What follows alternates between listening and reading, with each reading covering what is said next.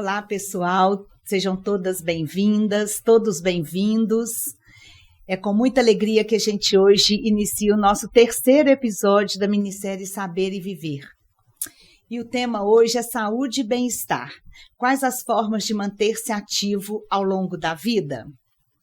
Para quem não me conhece, eu sou Paula Chacon, sou assistente social, especialista em gerontologia, faço parte da equipe da Rede Longevidade, este ano completando 60 anos, daqui a alguns meses, terei umas 60 a mais também. E estou aqui como apresentadora dessa minissérie, nesse formato novo que é o MesaCast.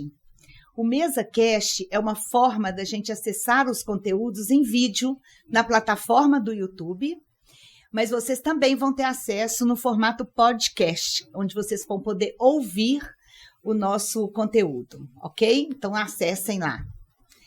A nossa minissérie Saber e Viver é uma realização da Rede Longevidade, uma organização sem fins lucrativos que tem o propósito de promover a educação em longevidade.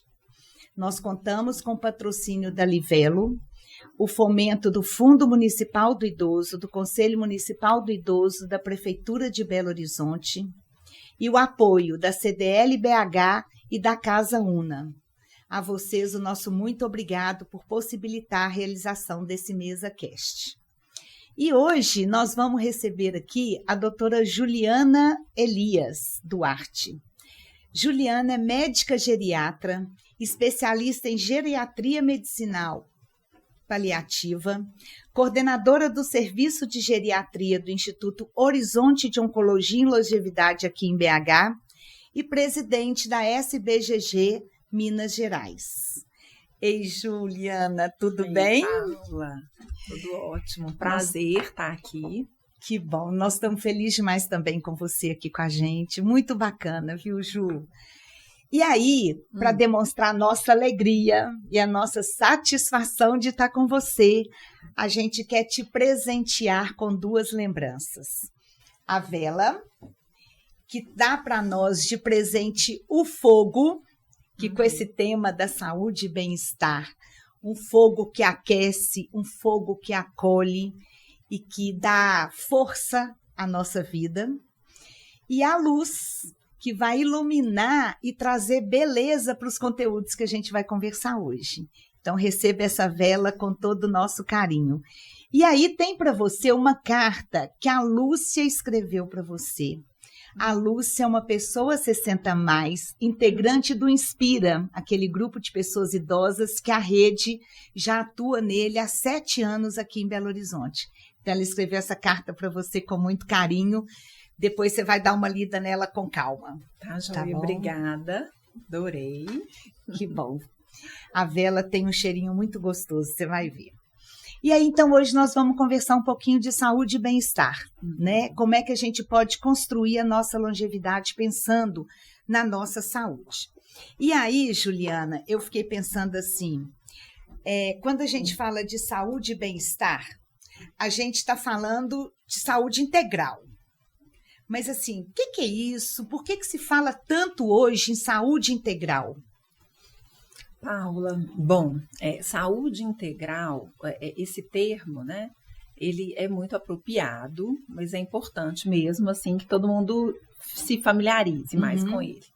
Por que ele é muito importante e oportuno, assim? Porque, bom, a gente que aí navega, né, na área da saúde, a gente sabe que o conceito de saúde atual, até o conceito da Organização Mundial de Saúde, é que a saúde ela é um estado de bem-estar físico, psíquico, mental e social. Sim. Né? Isso mostra pra gente, isso faz a gente parar de pensar um pouquinho que ter saúde é quando a gente não tem doença. Sim. Né? Então, o conceito de saúde integral, eles vêm nos lembrar isso, que é muito mais como você se sente. Né? Pois é, vai muito além da saúde física, né? Porque às vezes a gente pensa em saúde no aspecto físico, alimentação, exercício físico, mas vai parar muito além disso. É isso mesmo? Muito além. E vai também, assim, a maioria das pessoas relacionam saúde à saúde física mesmo. Isso. Talvez um pouquinho emocional, mas não chegam na social, né, que é tão importante. Mas, assim, muita gente fala, por exemplo, minha saúde é boa, olha só, eu não tomo nenhum remédio. Eu não tenho pressão alta, não tenho diabetes, então minha saúde é boa. Bom, a gente saber se a gente tem uma saúde boa e se a gente goza de uma saúde integral é muito mais assim, o que você tem hoje com você te faz se realizar, que né? Bacana. Te faz dar conta de fazer suas coisas, de se sentir bem, de ter bem-estar com você mesmo, né? De dormir bem. Pois eu fico pensando assim, passa pelo autoconhecimento, por gostar de você, por fazer coisas que gosta. É um pouco por aí, né? Como é que você constrói suas relações? Isso tudo faz parte da saúde integral. Faz parte. E a doença, ela só vai prejudicar a sua saúde quando ela te tira essa oportunidade de se realizar. Então, assim, uma pessoa tem, eu tenho artrose, eu tenho hipertensão, eu tenho diabetes, então eu não tenho saúde. Não. Você tá bem? Tem bem-estar? Tá tudo certo? Tá fazendo o que quer? Né? Tá em paz consigo mesmo? Tá usufruindo a vida, interferindo no meio e fazendo o que você deseja? É isso que é saúde. Foi interessante que hoje eu vi uma foto de um idoso robusto, né? Fazendo exercício, todo bacana lá e tal. E aí a gente estava discutindo isso. Quem disse que ele não tem uma diabetes? Quem disse que ele não tem uma hipertensão, né? E tá lá vivendo bonitão, né? Bonitona, aparentemente saudável fisicamente, mas cheio de doenças que não impedem ele de se realizar. E tem também o outro lado. Aí eu vou trazer um contraponto. E aquele outro que não tá tão bem assim, não é um idoso fit, né? Não tá nas redes sociais, mas que tá bem na vidinha dele ali no interior, fazendo as coisinhas dele, com alguns prejuízos, mas nada que tira a alegria dele. Então, a saúde é esse estado de bem-estar. É a gente que define, né? E a gente fica muito nessa coisa do envelhecimento ativo como algo que tem que ser assim, a gente fazendo alguma coisa. E às vezes estar lá dentro de casa, fazendo as suas coisinhas, curtindo o que gosta, é também um envelhecimento ativo, né? A ditadura da atividade também é um problema, né? E aí a gente fica às vezes cobrando das pessoas idosas, você tem que fazer alguma coisa. Não, peraí, ela tem que estar bem com ela, né?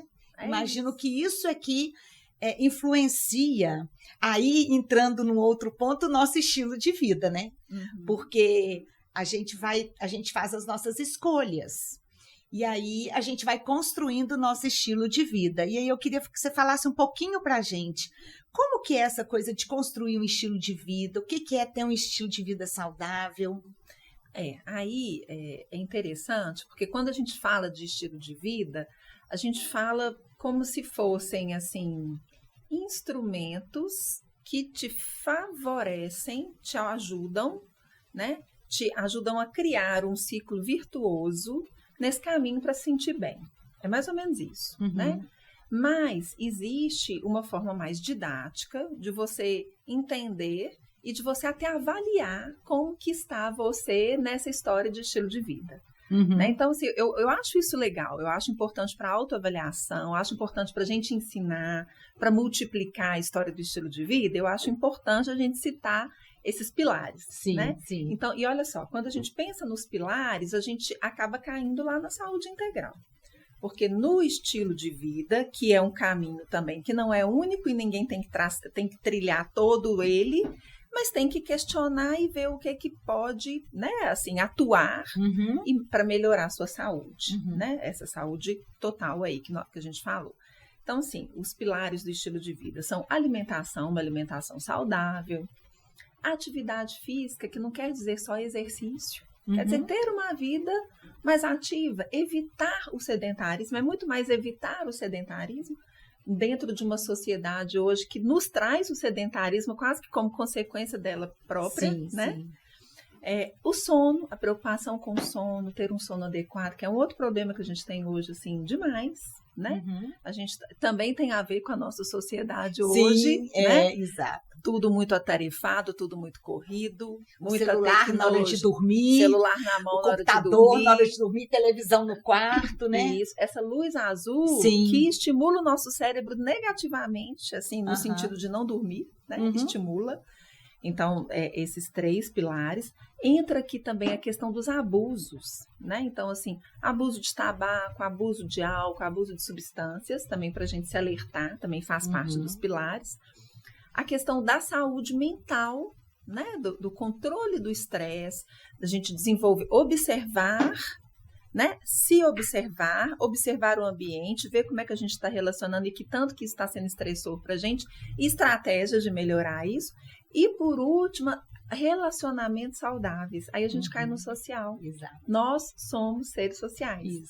Né? Desde que a gente nasceu, desde que a gente nasceu não, né, gente? Muito antes, desde a época dos primatas. O ser humano só chegou até aqui nessa trajetória aí, nossa, toda, né, de vencer. Quantos homos existiram e por que o Homo sapiens chegou até aqui? Sim. Pela capacidade de se reunir em grupos, de se comunicar um com o outro, de criar estratégias de sobreviver. Não foi pela força física. Exato. Porque já tiveram outros homos muito mais fortes. Né? Então, assim, os pilares são esses. Então, é interessante você ter esses instrumentos aí, lembrar deles, você se avalia, você propõe melhorias, você vê assim, esse aqui dá para melhorar, esse aqui eu não vou mexer agora não, fica para outro momento, esse tá legal, né?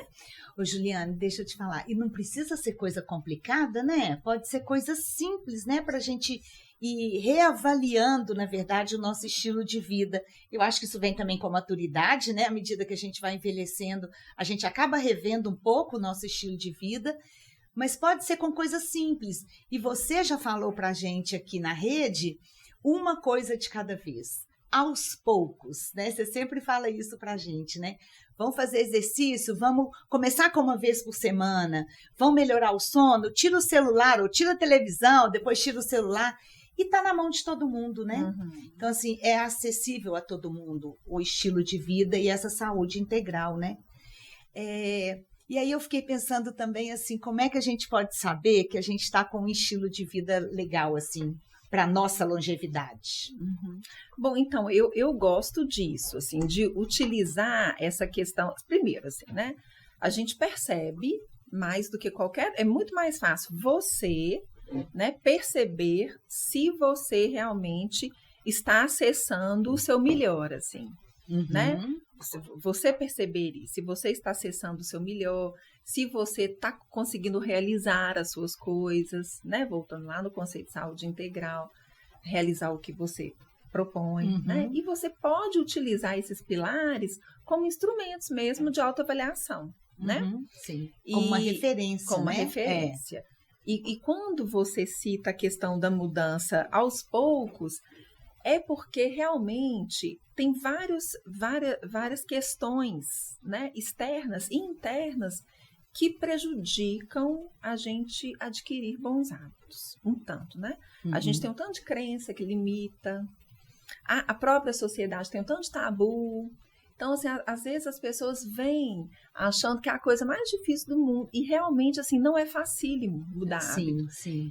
E a forma que a gente pretende fazer isso, que muitas vezes é radical, né? Às vezes pessoas chegam para mim até no consultório e falam, não, mês que vem eu vou fazer ginástica todos os dias. Mês que vem, hoje não. E eu falo assim, não faz isso não faz todo dia, não começa. Porque assim, quando a gente vai fazendo aos poucos, você se propõe, gente, a minha meta vai ser simples. Isso. Eu preciso caminhar 2 vezes por semana. Você caminhou segunda, você caminhou terça, acabou. Agora, se você não caminhou terça, ainda tem quarta, quinta, sexta, sábado e domingo. Então, você vai se frustrar menos. A frustração atrapalha. Sim. Meta difícil atrapalha. E quando você começa aos pouquinhos, para que quer correr, gente? A gente tem a vida inteira pela frente. A gente quer viver longamente. Exatamente. Né? Então, assim, vamos adquirindo aos poucos. Adquirir um hábito bom de exercício, vai vir vontade de se alimentar melhor. Vai vir uma facilidade para dormir melhor. Para dormir melhor, ajuda no sono, ajuda nas relações, porque ajuda no humor. né? Então, uma coisa vai puxando a outra. Vai puxando a outra, né? exatamente. E outra coisa que eu fiquei pensando assim, a gente cuida da saúde, tem a questão do medicamento, tem a questão do estilo de vida, de novos hábitos e tudo, mas a gente também precisa ser acompanhado, né, na nossa saúde por alguém. E aí tem a questão do geriatra. Porque o geriatra a gente fica achando que é só para o velhinho, né, Juliana? E, na verdade, o geriatra ele pode ser acessado muito antes. Então, fala para a gente, assim, quando que é indicado procurar um geriatra? Qual que é a melhor hora, se é que tem a melhor hora? O que esse profissional pode nos ajudar nessa construção de uma boa longevidade, né? Ô, Paula, o geriatra sempre pode, né, assim, ajudar em todas as idades. Eu, assim, paciente mais novo que eu tenho no consultório está aí chegando aos 40. Aí eu já tenho um tanto acima de 40, um tanto acima de 50, e aí vai aumentando, né, com a idade. Porque realmente a nossa sociedade pensa que o velho é o outro e o geriatra é do outro. Isso. Né? Não é pra gente. Tem isso mesmo. Mas, assim, é diferente a visão, porque o geriatra ele tem esse olhar, um olhar que avalia a saúde como um todo mesmo, né? Então, a gente pensa aqui na saúde física, controla doenças, previne. A gente consegue falar, olha, esse problema aqui, que pode ser, por exemplo, essa obesidade central aqui, ela vai daqui a 10 anos desencadear um diabetes, uma coisa, vamos atuar. Ou então, assim, a visão preventiva é muito interessante para as idades mais novas, né? Sim. E não é só isso, a gente não olha só para a parte física, né? A gente sempre avalia a questão mental mesmo, a saúde emocional. A gente tem esse olhar, assim, para a dinâmica das famílias. Para dinâmicas entre as pessoas. Essa articulação familiar, essa articulação com as redes sociais, que eu digo não de internet, mas com as relações sociais, na verdade. Com as relações sociais. E a gente sabe identificar hoje, assim, quais são os caminhos, né, que levam ao envelhecimento mais saudável. Tem até um estudo que foi publicado aí em janeiro, no início do ano, interessante, falando disso, assim, de um grupo de pessoas com uma memória boa, com um estilo de vida ruim, médio e ótimo. Sim. O tanto que isso reduz mesmo a chance de demência no futuro. Então, assim, a gente cuida do paciente com demência ali na frente, meu paciente mais velho, mas a gente também pode prevenir lá atrás. Então, assim, não tem uma idade limite. Eu acho que é muito mais quando a pessoa desperta e fala assim, estou querendo me cuidar e pensar em como eu quero estar daqui a 10 anos, então eu vou ali no geriatra para eu começar a planejar esse cuidado. Então, pensando que a longevidade ela é construída, né, ao longo da vida, o geriatra ele contribui muito para isso. E eu fico vendo assim, quando eu levo, por exemplo, minha mãe, né, no geriatra, por mais que ela tenha o olhar do cardiologista, o olhar, sei lá, do clínico, mas na hora que você chega no geriatra, tem esse foco no envelhecimento, né, na construção da longevidade. Dá uma organizada nessas especialidades todas com esse foco para a longevidade. Exato. É um pouco por aí, não é? A gente tenta evitar a segmentação do cuidado. Eu acho que é o principal, aquele cuidado em pedaços. Exatamente. Né? Faz uma harmonização. Isso, faz a ligação entre eles, né?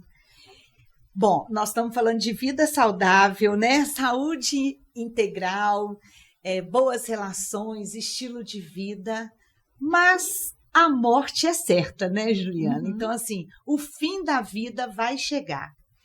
E aí, como é que a gente pode lidar com a nossa finitude de uma maneira mais interessante, com a nossa e com a do outro, né? A questão do fim da vida, como é que a gente pode lidar com ela assim, de uma forma melhor, mais serena, mais leve? Pois é, Paula, essa questão da morte, o tema morte é um tabu enorme, né? As pessoas preferem não falar. Tem gente que não gosta nem de falar a palavra, né? Porque senão atrai. Não atrai não, ela tá vindo mesmo, né? Fala assim, a gente tá na mesma fila, a gente só não sabe quem tá na frente, quem tá atrás. Não sabemos a ordem. E quando você fala assim, a morte é uma coisa certa, é para você? Porque, assim, tem muita gente que não pensa. Não pensa. Então, assim, precisamos pensar. Sabe, porque pensar na morte não vai te fazer mais triste, não, gente. Não vai te adoecer mais, não vai atrair morte. A morte, ela não precisa ser atraída, né? Não Então, precisa, pensar ela na vai vir. morte não vai causar nada disso. E vai te ajudar a viver mais intensamente. Por mais paradoxal que isso possa parecer, mas vai te ajudar. Com certeza. Porque quando a gente sabe que a gente sabe que a gente é finito, a gente pensa na morte, a gente pode estudar sobre a morte, a gente pode ler, tem tanto livro bom hoje em dia, né? Eu indico muitos da Ana Cláudia. Isso, já li Quintana todos. Arantes, são lindos, né, Lindos, gente? Então, lindos. quem não leu, leia os livros da Ana Cláudia Quintana. Leia o livro da Ana Michele, a Ana Mi, que faleceu agora recentemente, né? Mas Enquanto Eu Respirar, o livro dela. Esse né? ainda não li, Juliana, Lindo, eu vou comprar agora. Lindo. E sabe o que ela fala muito? Assim, o que ela falou? Olha, fala, porque ela se eternizou, né? Eu usei o fala. Não? Isso. Então, o que a Ana Mi sempre trouxe muito é a questão da eternidade de uma outra forma. Nós somos finitos, mas nós podemos fazer coisas infinitas. Sendo intensos, a gente cria momentos infinitos, a gente cria lembranças infinitas, a gente se eterniza no outro, a gente se eterniza em obra, a gente se eterniza em propósito. Então, assim, é muito mais legal a gente entender a morte, saber que ela está ali e buscar viver de uma forma mais eterna. Sim, assim, sim. Não é? Fico pensando assim, quando a gente vai para uma viagem, a gente não sabe que a viagem vai acabar. E a gente não vive intensamente aquela viagem, Exato. aquele momento, né? Então, é isso com a vida também, né? O que você está nos dizendo, viver a vida intensamente e até construir uma boa morte, né? E eu acho que falar a respeito, ler, é muito interessante. E hoje tem muita coisa interessante aí sendo produzida. Os livros da Ana Cláudia, né? Esse livro da Ana Michele, que eu acho fantástico. Tem um grupo Infinito, que é muito bacana. Muito produz bacana coisas muito legais.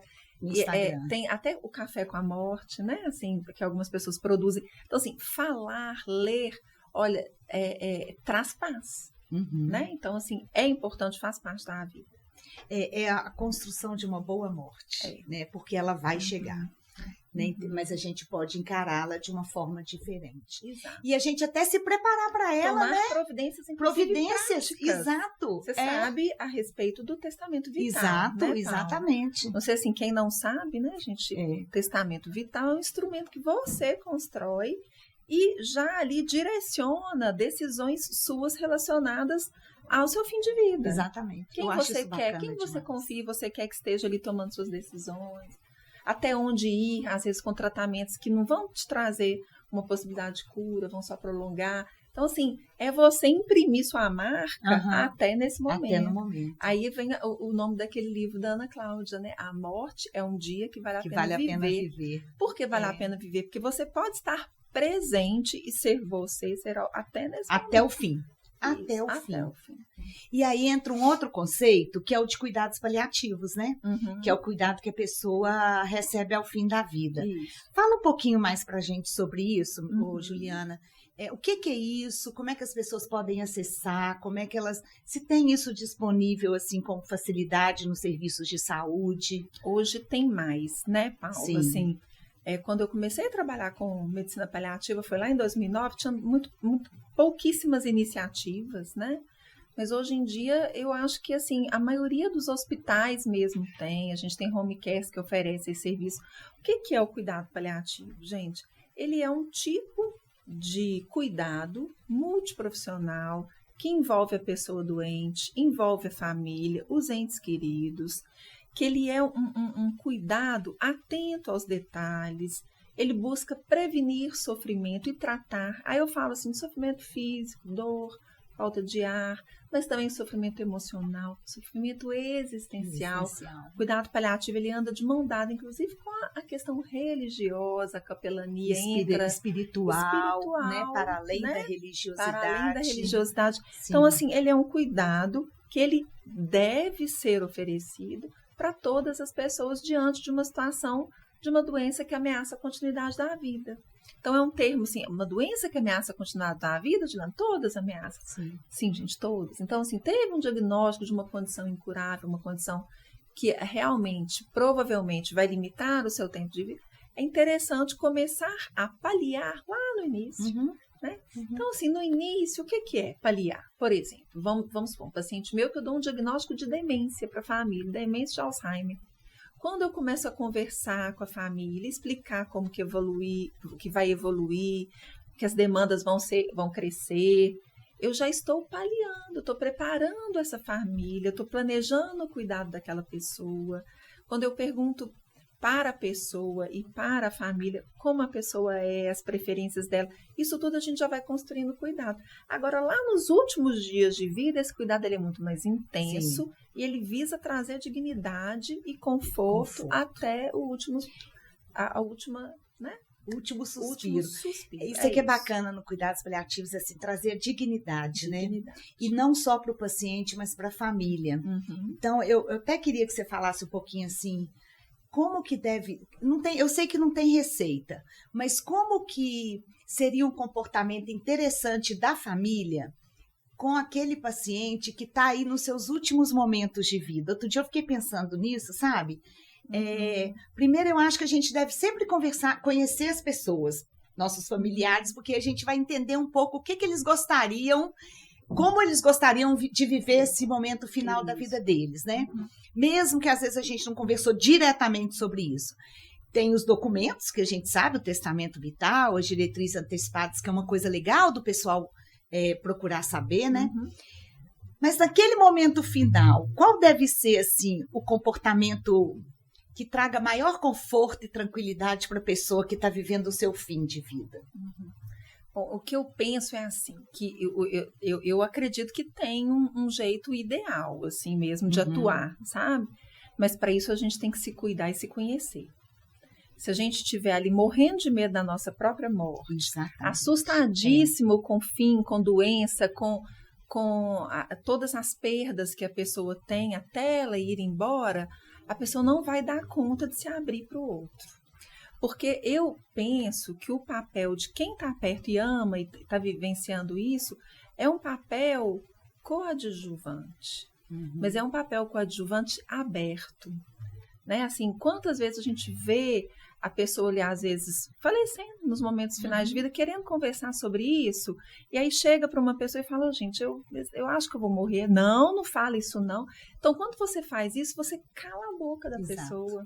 Você tira dela um cenário que ela pode utilizar para falar coisas da vida dela, né? Para contar situações, né? E até dizer como que está vivendo aquele momento, né? Isso, dividir a dor.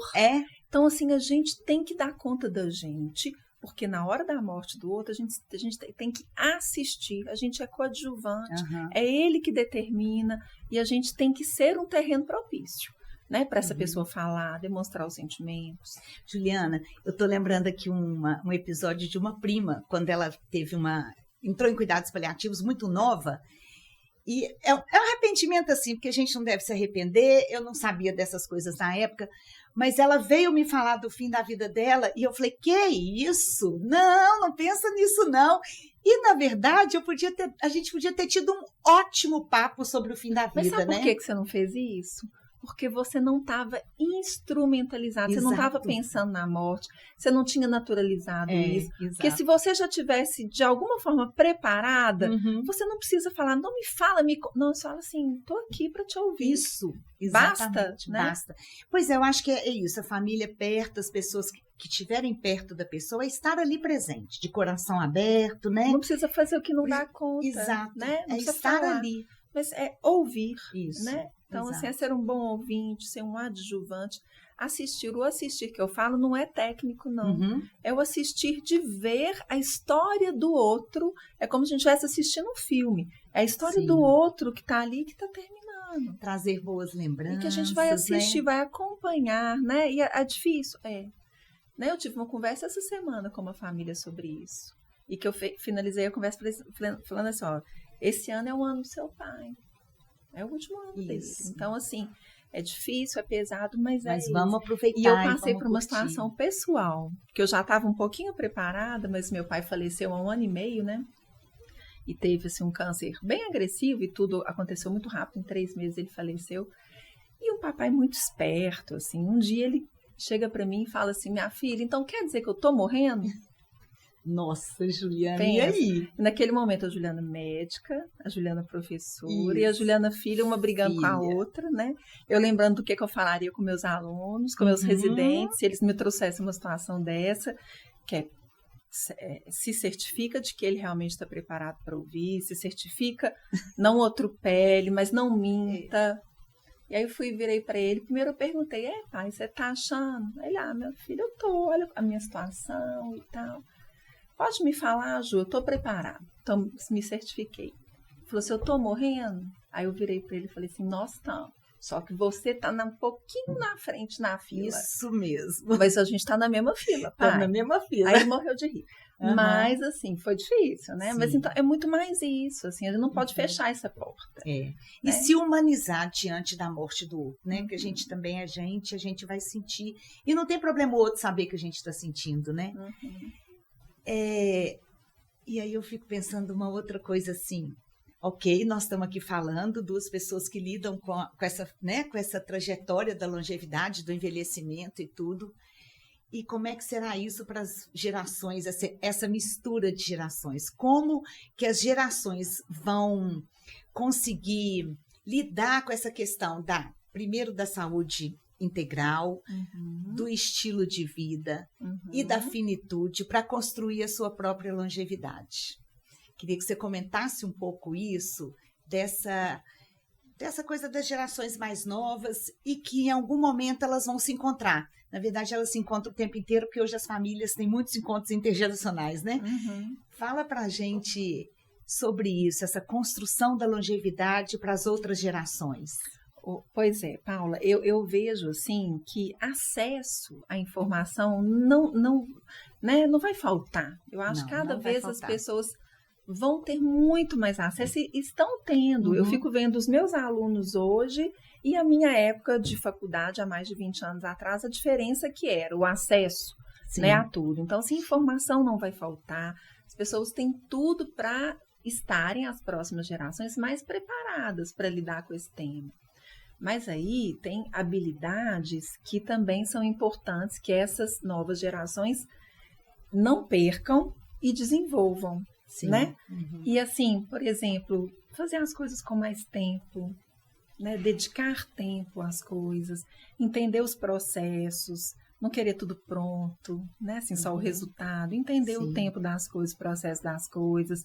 Eu acho que isso tem que vir junto também, né? E tem formas de fazer isso. Uma delas é a questão da intergeracionalidade, a convivência, o valor das famílias, o valor para os mais velhos, como que isso traz conhecimento, né? Como que essa troca ela é muito boa. Mas eu acredito que as próximas gerações têm tudo para virem muito mais bem preparadas. Sim, do que a gente veio, né? A gente vê, assim, na minha família, os jovens hoje, tudo fitness, né? Ou pelo menos tentando ser fitness, muito mais do que eu fui na minha juventude, né? Então, e entender que a nossa velhice, ela é construída. Então, as outras gerações, elas precisam pensar nisso, né? Dessa construção ao longo da vida, né? E não pensar só no físico. Exatamente, né? Vai muito além. Pensar em todos esses aspectos aí, né? Juliana, a gente está terminando, passou muito rapidinho. Nossa Senhora, não é possível. Temas tão bacanas, né? E aí, para finalizar, fala para a gente o que você acha que é mais relevante as pessoas te ouvirem sobre estes temas que a gente trouxe aqui. Bom, eu acho que é importante, é relevante, porque são temas assim que a gente às vezes passa por eles ali na televisão, ou o vizinho comenta, ou um amigo comenta, mas que às vezes não vem de uma forma organizada, estruturada, e isso dificulta até você levar isso para a prática. Então, eu acho que é importante ouvir dessa forma, né, através de pessoas que são técnicos no assunto, mas que têm também experiência. Eu acho que ajuda a levar isso para a prática, né? Que bacana. Então, é acessar a nossa mesa cast isso aí. E o podcast, né? Juliana, muito obrigada. É uma delícia conversar com você. Bem. Tão bom estar com você aqui. Nossa, Ju, muito obrigada de ter vindo trazer um tema assim tão importante e desafiador, né, para a nossa longevidade. Eu agradeço você, agradeço toda a rede Longevidade. Sim. É um prazer sempre muito grande. É recíproco, né? A gente está junto. Obrigada. Por nada. Gente, então, essa reflexão que a Juliana traz hoje sobre temas tão relevantes, vocês também são convidados a fazer essa reflexão. Coloca aí nos comentários o que te inspira na construção da longevidade. Escreve aí uma frase, pensa que, assim, o que tem me inspirado para construir a minha longevidade? Coloca nos comentários, porque tem a possibilidade da frase de vocês fazer parte da nossa coleção de camisetas sociais da Rede Longevidade. Então, coloca lá, não perca essa oportunidade. Então, pessoal, a gente encerra aqui. Agradecemos a todos vocês e lembrando que é preciso saber e viver. E essa reflexão serve para vocês que estão nos assistindo e nos ouvindo. Então, coloque aí no nosso comentário qual a frase que tem te inspirado na construção da sua longevidade. Coloca lá, porque tem chance da sua frase fazer parte da nossa coleção de camisetas sociais. A gente espera lá, tá bom? E agora a gente convida vocês para estar conosco no 4º episódio dessa minissérie com a Natália Horta, que vai conversar com a gente sobre relacionamentos e cuidado, como viver a intergeracionalidade. A gente espera vocês. Até lá e obrigada.